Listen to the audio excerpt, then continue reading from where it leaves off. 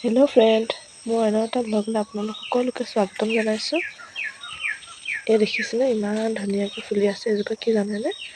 এইজোপা হ'ল শতমূলৰ গছ আৰু এজোপা প্ৰত্যেক বছৰে এনেকৈ ধুনীয়াকৈ ফুলি আহে।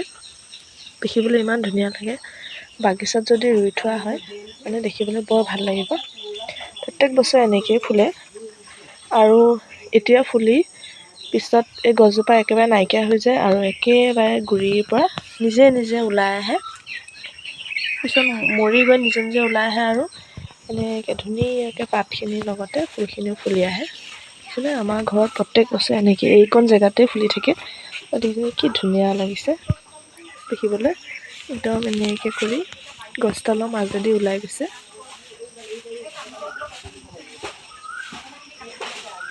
মই সদায় আহি পেলাই চাই থাকোঁ গছডাল। একদম নেচাৰেলি প্ৰকৃতিৰ এটা মানে গছ আৰু এই গছজোপাত 100টা গুণ আছে।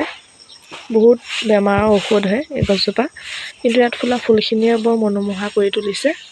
তাকে আপোনালোকক দেখুৱালোঁ। Much later.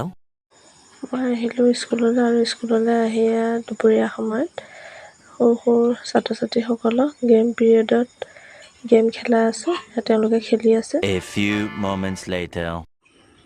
আবেলি সময়ত অলপ জিৰাই সতাই লৈ দেউতাই আনিছিলে আম, তাকে কাটি লৈ আমি সকলোৱে খালোঁ।